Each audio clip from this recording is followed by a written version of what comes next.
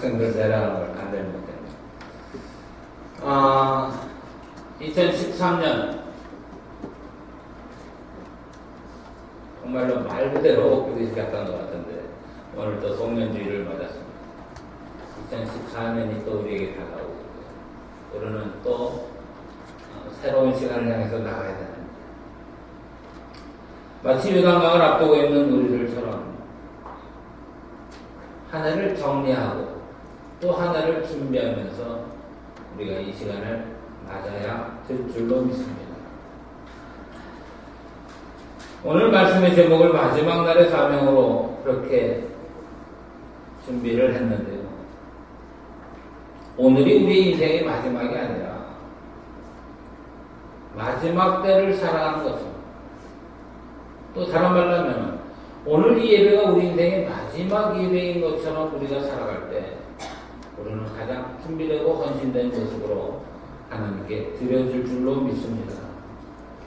그러한 생각을 하면서 오늘 사도 바울이 마지막 때가 된 것을 기감하고 영적 아들 디모데에게 남겨준 그 유언과 같은 말씀을 통해서 우리 모두가 함께 은혜를 나누게 되기를 부탁을 드립니다. 자, 오늘 1절 말씀을 보면 하나님 앞과 살아있는 자와 죽은 자를 심판하실 그리스도 예수 앞에서 그가 나타나실 것과 그의 나라를 두고 엄히 명하노니 간단하게 얘기하면요. 내가 하나님과 예수님 앞에서 너에게 엄히 명한다. 이런 얘기입니다. 엄히 명한다. 다른 곳에는 부탁한다, 권면한다, 뭐 이런 말들이 있지만요. 여기에서는 굉장히 강경한 어조로 엄히 명한다. 그냥 명하는 것도 아니고 엄히 명한다. 이렇게 얘기를 합니다. 참으로 비장함을 느끼게 하는 구절입니다. 성경 어디에도요. 특별히 사도 바울이 서신 어떤 곳에도 이러한 비장함, 또 강력한 명령문은 없습니다. 그럼 무엇을 엄히 명했습니까? 2절 전반부 말씀을 보면 너는 말씀을 전파하라. 때를 얻든지 못 얻든지 항상 힘쓰라. 말씀 전파입니다. 다른 말로 하면 영혼 구원입니다.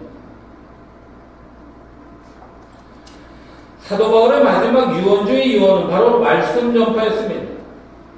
그러면 구체적으로 어떻게 말씀을 전파해야 될까? 크게 두 가지로 사도 바울이 설명을 하고 있는데요. 첫째는 먼저 믿는 자들에게 경책하는 삶입니다. 2절의 하반부 말씀을 보면요. 범사에 오래 청음으로 가르침으로 경책하며 경계하며 권하라. 이것은 믿지 않는 사람들에게 주는 말씀이 아니라 믿는 사람들을 향해서 그렇게 가르치라는 겁니다.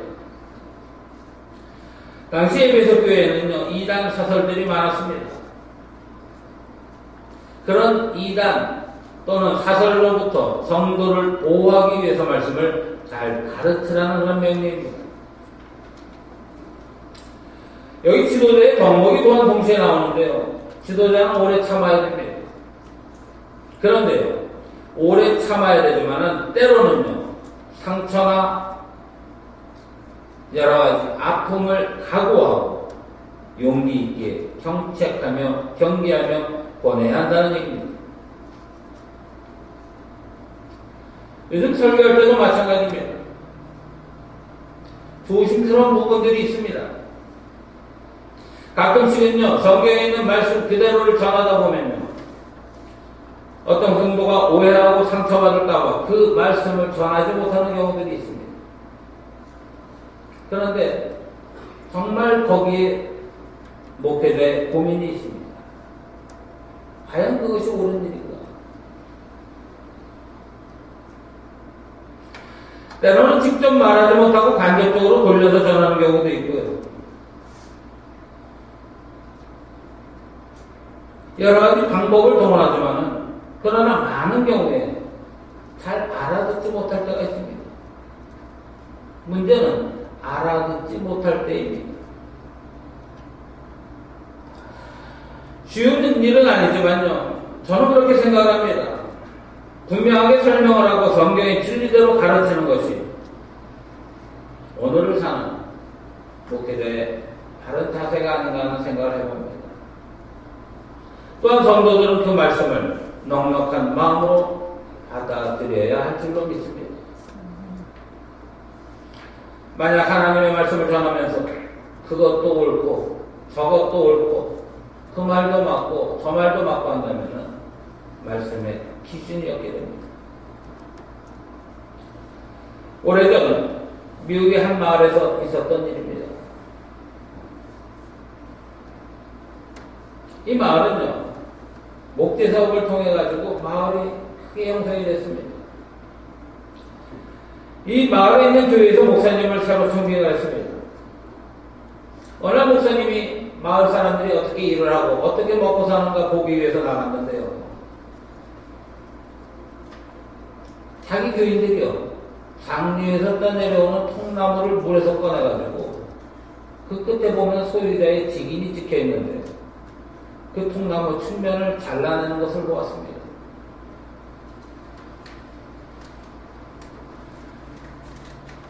목사님은 기도하고 고민하다가요, 주일 예배 때 이렇게 얘기를 했습니다. 믿는 사람들은 도적질을 하지 말아야 됩니다. 설교가 끝나자 성도들이 와서 말했습니다. 목사님 은혜 받았습니다. 훌륭한 설교입니다. 목사님도 그쪽했습니다. 뭔가 바뀌었겠지 하고요, 주중에 또 나가봤습니다. 교인들의 변화에 큰 기대를 가지고 마을의 강가로 나아가고 왔습니다. 그런데요, 교인들이 여전히 통나무를 훔치고 있었습니다. 다음 주일 목사님은 지난주와 비슷한 설교를 하면서 조금 더 분명하게 얘기를 했습니다. 믿는 사람들은 도적질을 하지 말고 남의 통나무 끝부분을 자르지도 말아야 됩니다.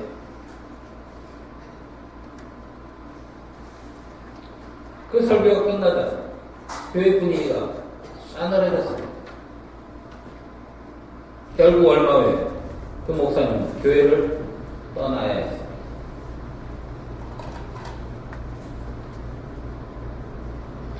과연 무엇이 목회자의 삶이고 무엇이 교인들의 삶이고 또 나가서 무엇이 그리스도인들의 삶일까요? 그 말 다 옳은데, 그 말 다 좋은데 나는 건드리지 말아라. 오늘 많은 사람들이 이러한 모습으로 살아가고 있습니다. 분명한 잘못을 지적받으면요, 회개하기보다는 오히려 상처받았다고 합니다. 나는 상처를 받았습니다. 시험에 들었습니다. 오늘 보면 3절과 4절을 보시기 바랍니다. 때가 이르니 사람이 바른 교훈을 받지 아니하며 귀가 가려워서 자기의 사역을 따를 스승을 많이 두고 또 그 귀를 진리에서 돌이켜 허탄한 이야기를 따르리라. 예전에도 그랬던 모양입니다. 2000년 전에도 오늘날과 비슷한 현상들이 있었습니다. 자기 듣기 좋은 말만을 듣습니다. 싫은 말을 하면 고개를 돌려버립니다. 귀를 막아버립니다. 그리고 자기에게 좋은 말하는 사람들만을 따라다닙니다.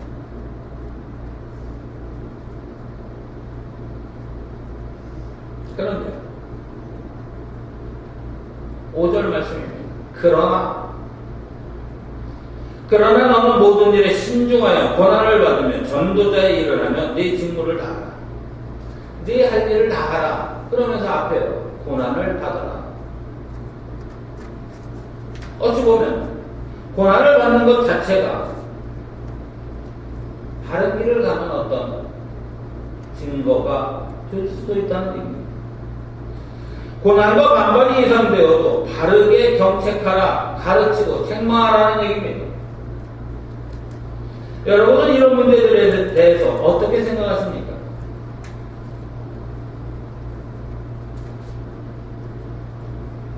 사실 이런 문제는요,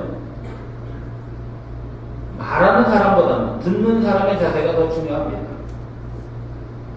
때로는 하나님의 말씀이 내 자존심을 건드리고 내 잘못을 들추어내고 더 나아가 내 속을 뒤집어 놓을지라도 그것이 바른 말씀이라고. 또 그 말을 하는 사람이 함부로 상처를 주기 위한 목적으로 하는 것이 아니라면은 그것을 온전히 받아들일 수 있어야 한다는 얘기입니다. 그래서 4장 12절에 이런 말씀이 있습니다. 하나님의 말씀은 살았고 운동력이 있어 좌우의 날선 검보다도 더 예리하여 혼과 영과 및 관절과 골수를 찔러 쪼개기까지 하며 또 마음과 생각과 뜻을 감찰하나니. 하나님의 말씀의 중요한 역할 가운데 하나는요, 죄를 도려내는 마치 수술 칼과 같은 역할입니다. 그래서 이 칼이 나를 죽인다고 생각하지 말고 우리는 칼에 맞아서 살 수 있다고 생각을 해야 한다는 사실입니다.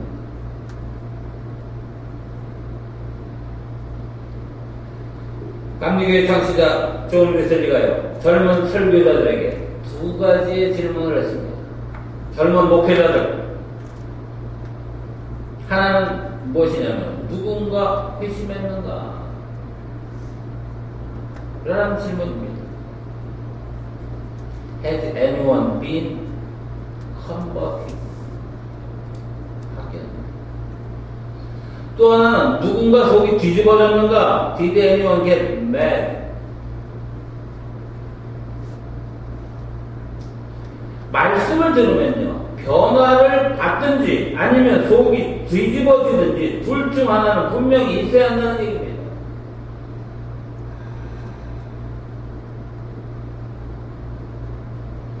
그런 반응조차 없다는 거예요. 전하는 자나 듣는 자는 그리스도와 저는 상관없는 사람이기 때문에.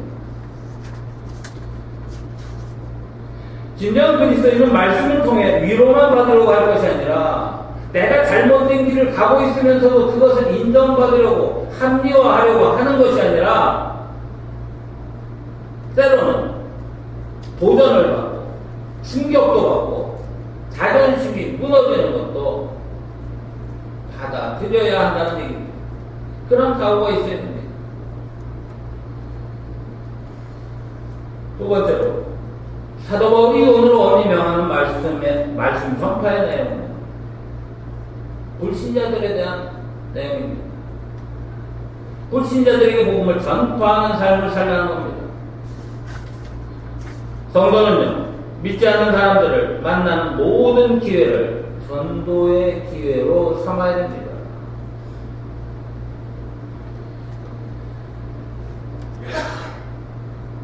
제가 마음에 담고 있는 한 말씀이 있습니다. 전도의 기회는 내게 주어지는 것이 아니라 내가 만드는 것입니다. 나는 기회가 없습니다. 그런 일이 주어지지 않습니다. 아닙니다. 내가 만들지 않고 있는 것뿐입니다. 뭐 간단히 얘기를 하면요, 가게를 하시는 분들이 많이 있습니다. 그로서리도 하고 캐리아웃도 하고 델리도 하고 볼티모어 지역에서 한인들이 이런 것들을 많이 합니다. 손님들이 장사의 대상이기도 하고요, 여러 가지 관계를 맺기도 하지만 그러나 중요한 건 그들이 우리의 전도 대상입니다. 연말이 되면요, 동창회도 가고 향후에도 가고 뭐 여러 가지 모임에 갑니다. 만나는 모든 사람들이요, 신교의 대상이기도 하지만 전도의 대상입니다. 그들은 나를 통해서 교회를 보기 때문입니다. 의사에게는 병원에 온 환자가 치료 대상이기도 하지만 전도 대상이기도 합니다. 무슨 말씀이냐? 내게 주어진 때와 기회를 모두 하나님의 일을 위해서 활용할 수 있어야 된다는 얘기입니다. 예전에는 편지가 오고 갔지만요, 요즘 이메일이라는 것이 있습니다. 컴퓨터를 통해서 편지를 주고받는 겁니다. 뒤에 붙어있는 이메일 서명이라고 하는 것들이 있는데 거기에 뭐 주소도 자동으로 듣고 전화번호도 듣고 편지 쓸 때마다 따로 기록하지 않아도 따라가는 것이 있습니다. 자기가 만들어 놓는 가다 임의를 받으면요, 이런 경우들이 있습니다. 거기에 자기가 하나님의 자녀라든지, 아니면 섬기는 교회가 어디라든지, 아니면 성부를 같이 써놓든지, 교회 직분 같은 것들을 자랑스럽게 거기에 써놓는 경우들을 보게 됩니다. 그 이메일을 받는 모든 사람들에게 간접적으로 전도를 하고 있는 겁니다.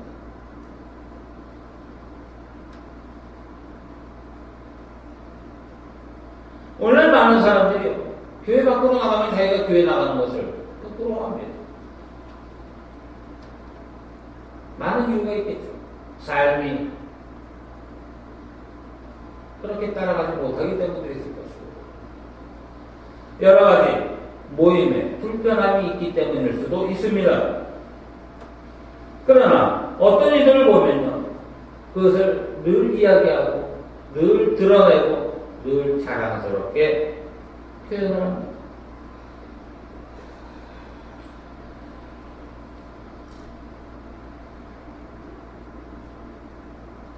때를 얻든지 못 얻든지.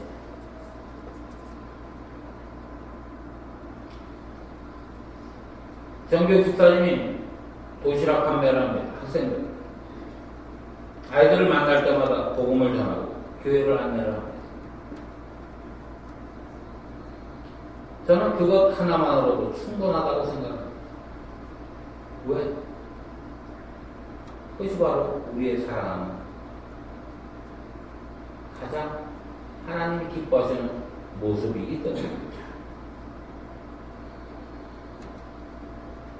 우리는 언제나 내가 있는 곳에서 나의 자리와 내 위치와 내 소유를 활용해서 최선을 다해 복음을 전파해야 할 줄로 믿습니다. 마지막 만날에 우리에게 주어진 사명이 무엇입니까? 우리가 이 다음 하나님의 심판대 앞에 서게 될 때 하나님이 우리에게 물으시는 첫 번째는 바로 이것입니다. 네가 잘 살았냐? 얼마나 오래 살았냐? 어느 곳에 살았냐? 어느 교회에 다녔냐? 네 직분이 무엇이냐? 아무것도 아닙니다. 내가 복음을 전파했느냐? 이 사실 한 가지만으로 우리는 하나님의 심판을 받게 될 줄로 믿습니다. 현대인에게 있어서 가장 큰 능력을 돈이라고 합니다. 요즘은 돈이면 안 되는 일이 없다 얘기를 합니다. 하지만 복음은 이 돈보다 훨씬 큰 능력이 있습니다. 복음은 우리의 모든 문제를 해결해주는 능력의 원천이기 때문입니다. 그래서 우리는 그 능력을 힘써 전해야 됩니다.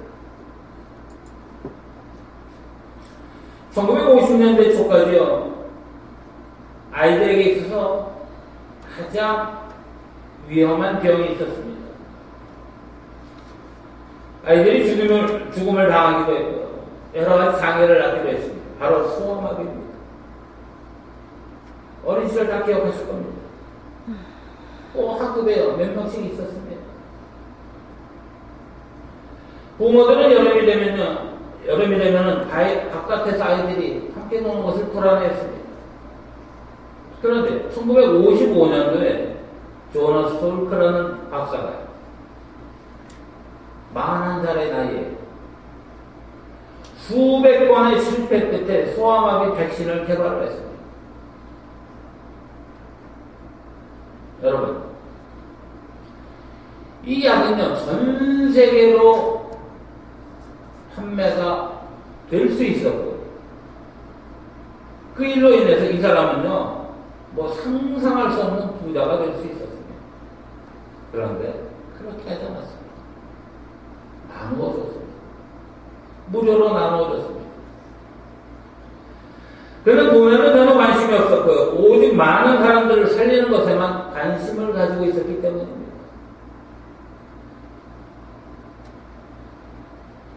복음은 이와 같은 것입니다. 복음은 이보다 더 크고 소중한 것입니다. 영혼의 병에 걸린 사람에게 필요한 백신입니다. 죽어가는 사람들을 살릴 수 있는 공짜로 주어주는 은혜입니다. 그리고 이 은혜는 받는 사람뿐만이 아니라 전하는 사람에게도 동일한 축복이 있다고 하나님이 약속해 주셨습니다.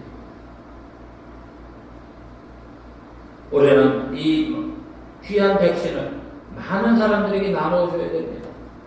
이것이 오늘 우리들의 사명이기 때문입니다. 사도 바울은요, 지금 나이가 들었습니다. 자신의 죽음을 예감하면서 유언을 남깁니다. 그리고 동시에 승리의 고백을 합니다. 본문 6절의 말씀입니다. 전제와 같이 내가 벌써 부어지고 다시 떠날 시각이 가까웠다.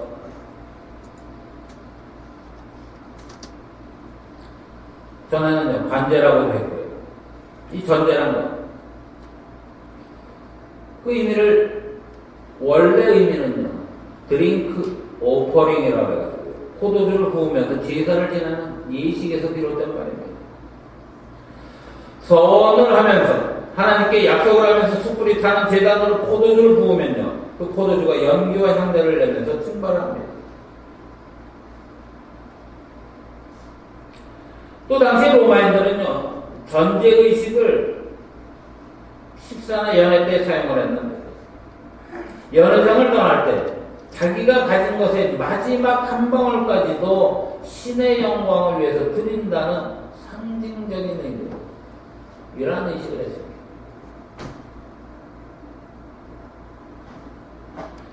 어쨌든 이 전제라는 말 자체는요, 자기의 가진 모든 것을 드린다는 그런 의미가 담겨 있습니다. 사도 바울은 자신의 죽음을 그런 전제로 설명을 합니다. 그는 다메섹 도상에서 예수 그리스도를 만났습니다. 회심했습니다.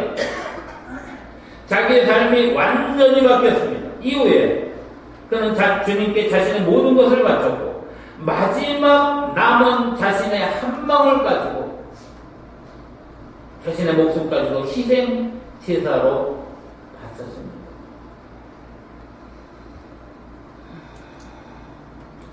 육절에 보면 사도 바울은 죽음을 떠나는 것으로 표현을 합니다. 떠난다.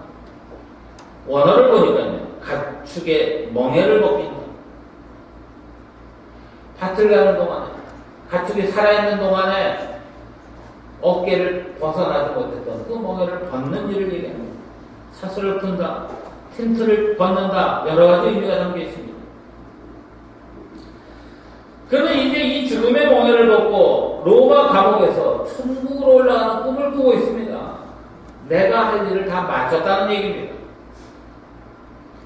그것이 바로 7절의 표현입니다. 내가 선한 싸움을 싸우고 나의 달려갈 길을 마치고 믿음을 지켰으니. 여러분, 이것이 우리의 마지막 날의 고백이 되어야 하지 않겠습니까? 내가 선한 싸움을 싸웠습니다. 인생 쉽지 않은 싸움입니다. 그러나 나는 그 싸움을 싸웠습니다. 나의 달려갈 길을 마쳤습니다. 단거리 경주가 아니라 마라톤 경주였습니다. 때로는 포기하고 싶었고 때로는 넘어질 때도 있었고 너무나 힘이 들었지만 나는 달려갈 길을 마쳤습니다. 그리고 그냥 달려간 것만이 아니라 믿음을 지켰습니다. 바울은 일생 주님에게서 이탈하지 않았습니다. 저는 이 고백이요, 우리가 정례에서 만나는 사도 바울의 고백이 아니라 바로 우리의, 나의 고백이 되기를 원합니다. 얼마나 멋진 고백입니까?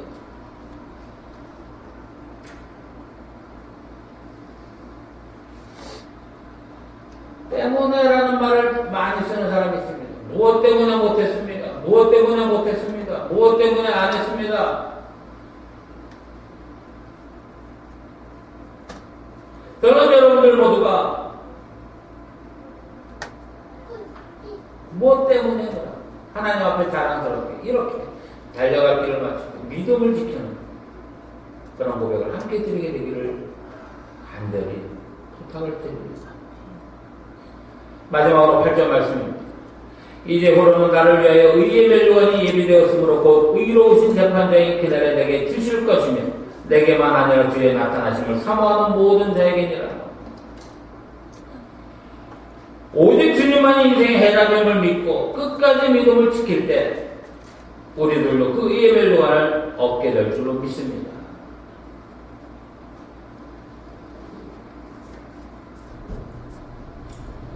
골프 선수 중에 폴 에이징어라는 사람이 있습니다. 1987년도 PGA 올해의 선수로 뽑혔습니다. 1993년도 PGA 챔피언이 또 됐는데 몇 달 만에 림프암 진단을 받았습니다. 암 선고를 받았습니다. 항암 치료를 받으면서 심한 구토로 몇 번이나 죽음 직전까지 갔고 척수액을 뽑는데 뼈 부서지는 소리가 귀에까지 들렸다고 합니다. 가장 고통스러운 것은 머리카락이 빠지는 것이었는데 그 머리가 다 빠져나가는 것을 보면서 차라리 죽자고 생각을 했습니다. 바로 그때 어린 딸이 그의 목을 안고 말했습니다. 아빠 모습이 꼭 찰리 브라운 같아요. 너무 귀여워요. 용기를 잃지 마세요. 그는 딸의 말을 듣고 소리내어 울면서 다시는 죽겠다는 생각을 하지 않겠다고 결심을 합니다. 그리고 마침내 병을 극복했습니다. 그리고 2000년 몇 년이 지나서 1월 7일 하와이에서 열린 PGA 대회에서 6년 만에 또 우승을 했습니다. 나중에 그는 자신의 경험을 글로 쓰면서 이렇게 고백을 합니다. 나는 PGA 투어로 돈을 많이 벌었습니다. 우승도 많이 했습니다. 그러나 우승의 행복은 항상 일시적이었습니다. 저에게 진정한 만족을 주었을 때는요, 예수님과의 인격적인 관계 안에 있을 때였습니다. 저는 지금도 문제와 고통이 있습니다. 인생에는 항상 문제와 고통이 있습니다. 그러나 저는 지금 6피트 홀에 대한 대답을 발견했습니다. 6피트 홀. 사람의 키를 6피트 정도로 보고요. 골프와 관련해서 6피트 홀이라고 표현한 것입니다. 인생의 문제에 대답을 얻었다는 얘기입니다. 그 해답이 무엇일까요? 바로 예수 그리스도입니다.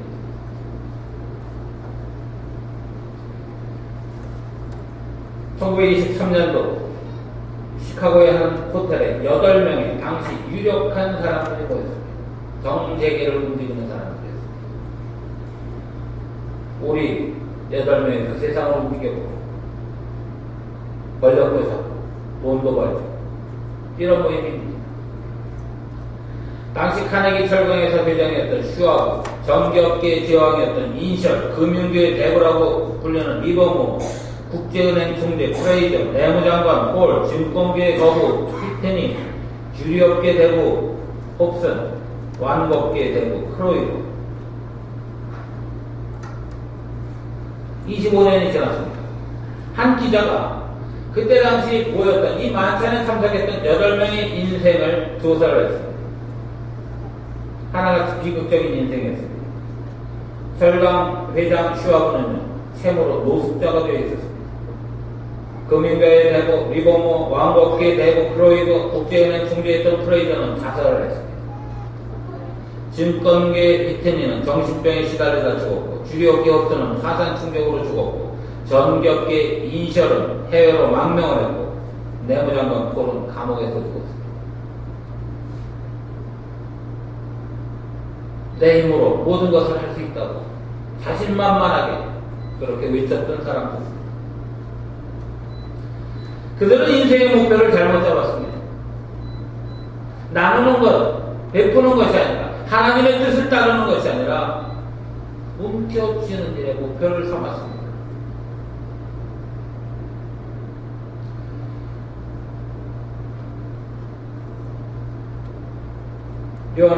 존 웨슬리가 이런 얘기를 했습니다. 당신이 나보다 뛰어나게 될 수도 있고 성공하게 될 수도 있고 돈도 많이 벌 수도 있지만 영혼을 구원하지 못하면 당신은 실패자입니다. 당신은 영혼 구원을 위해 부름받았기 때문입니다. 교회가 해야 될 일은 영혼을 구원하는 일입니다. 모든 것이 여기에 맞춰져야 됩니다. 교회가 하나 되는 역사도 영혼 구원이라는 부르심에 순종할 때 성취됩니다. 동상이몽이란 말이 있습니다. 상자는 침대 상자입니다. 같은 침대에서 다른 꿈을 꾼다. 부부가 한 침대를 쓰면서 다른 생각을 하면 그 가정이 행복하겠습니까? 목적이 하나 되어야 됩니다. 교회의 목적은 단 한 가지입니다. 영혼 구원입니다. 여기에 모든 우리의 초점이 맞춰져야 될 줄로 믿습니다. 그리고 우리는 그 사명을 위해서 최선을 다해야 됩니다. 다시 한번 말씀드립니다. 오늘 1년의 마지막 주일입니다. 송년주일이라고 부릅니다. 또 우리는 새해를 맞이하게 될 것입니다. 우리는 이스라엘 백성이 가나안 땅에 들어가기 전에 다짐했던 것처럼 이 시간 새롭게 다짐해야 될 줄로 믿습니다. 우리의 가고자 하는 목적지가 어딘지, 우리의 삶의 목적이 어딘지를 점검해야 됩니다. 이것을 기반으로 해서 하나님의 허락하신 이 교회를 바로 세워나가야 할 줄로 믿습니다. 하나님 마지막 때에 주신 최대 사명인 영혼 구원에 더욱 힘써서 의의 면류관을 얻을 수 있는 저와 여러분들 모두가 되기를 특별히 이 송년주일을 맞아 주님의 이름으로 간절히 축원을 드립니다. 기도하겠습니다.